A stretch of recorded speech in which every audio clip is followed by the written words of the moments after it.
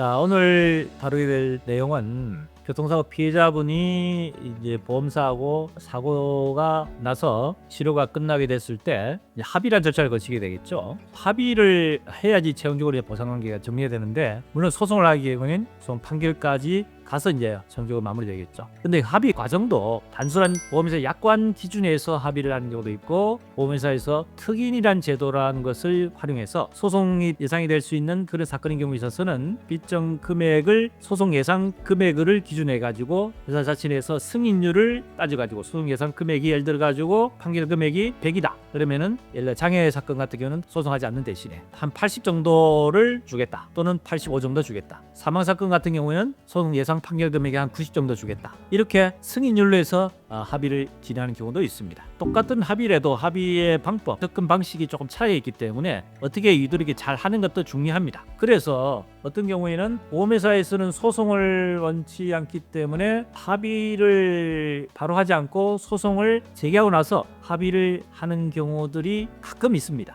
근데 오늘은 이 소송 이후에 합의를 하는 데 있어서 발생할 수 있는 문제점 바라보도록 하겠습니다. 보험회사는 손해를 줄이는 목적으로 해서 회사 유리하게 합의를 진행하려고 강행하겠죠. 반대로 피해자 입장에서는 적정한 보상 금액을 조금 더 많이 받을 수 있는 방법을 찾으려고 할 겁니다. 이 서로 상대방의 주장하는 목적 자체가 차이가 있기 때문에 분쟁이 생길 수 있고 어려움이 있을 수가 있습니다. 궁극적으로는 이제 합의를 이끌기 위해서 서로 노력하는 과정이 되겠죠. 그것이 안 되면 결국 이제 소송이나 절차를 거쳐서 판결까지 가야 됩니다. 특인 제도라고 해서 별도의 합의를 한 데 있어서 단순한 약관 기준이 아닌, 어차피 피해자가 소송 갔을 때를 예상해서 판결 예상 금액에서 발생할 수 있는 비용을 공제라고 승인을 받을 수 있는 그런 제도를 활용하기도 합니다. 자, 그런데 여기서 보험사는 소송을 원치 않습니다. 소송을 하게 되면은 보험사 직원이라든지 그런 책임자들이 인사고과에서 조금 더 영향을 미칠 수 있는 그런 것들이 있기 때문에 웬만하면은 소송을 하지 않고 해결하기를 원합니다. 근데 이것을 자칫 악용을 해서 변호사를 선임하지 않고 손해사용사라든지 또는 피해자 당사자 본인이 내가 직접 소송을 수행하고 진행해 보겠다 하는 생각을 가질 수도 있고, 초장을 내놓고 보험사하고 협의를 하려고 하는 그런 생각을 할 수도 있습니다. 근데 이것은 굉장히 주의하셔야 될 문제가 있습니다. 보통 일반적으로 보험회사에는 지점 관할 센터에서 일단 합의 진행을 하게 됩니다. 그 지점에서는 이 사건에 대한 합의 진행을 일단 약관 지급 기준으로 내부적으로 할 수도 있고, 말씀드린 특인 제도를 활용할 경우에는 본사의 승인을 받아서 일정 금액을 받아서 합의 진행할 수도 있습니다. 자, 이때는 일반적인 센터에서 피해자하고 합의 진행을 하게 됩니다. 합의 진행 과정은 센터에서 하지만은 합의가 되지 않고 소장이 접수된 경우에는 소송 업무를 관장하는 송무팀이라는 게 따로 있습니다. 사건이 넘어간다는 얘기죠.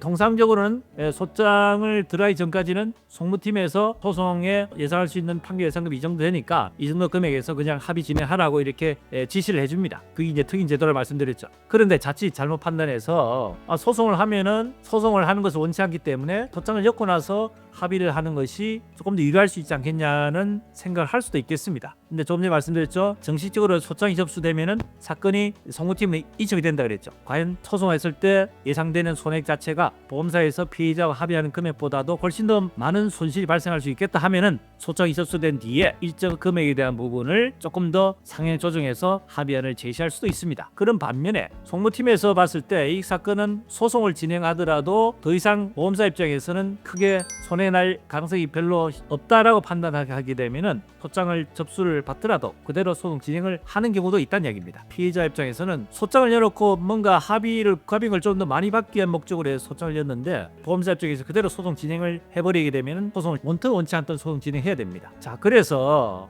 만일 내가 소장을 접수하고 난 뒤에 나는 소를 취하를 하고 싶다, 원래는 소장을 진행하려는 목적이 아니었다 하더라도 소장을 접수한 뒤에는 상대방의 동의가 없으면 소취를 할 수가 없습니다. 이런 위험 부담 때문에 소송 진행하는 것은 신중을 기해야 될 부분이고, 물론 이 사건이 어차피 합의가 안 됐을 때는 나는 그냥 판결까지 가겠다고 생각한다면은 당연히 소장 엮고 진행하시고, 만일에 보험사에서 다행히 일정 금액을 협상이 들어와서 합의가 곧만하게 이루어질 수 있는 한이 들어온다면은 소취를 시키고 합의를 진행할 수도 있습니다. 오늘 제가 말씀 내용에 대한 소송을 제기하고 난 뒤에 합의하려는 생각으로 자칫 소장을 엮고 나서 잘못 판단해서 상당히 문제가 생길 수 있는 그런 우려도 있다는 것을 가지고 한번 오늘 주제를 다뤄봤습니다. 도움이 되었으면 구독, 좋아요, 알림 설정 부탁드립니다.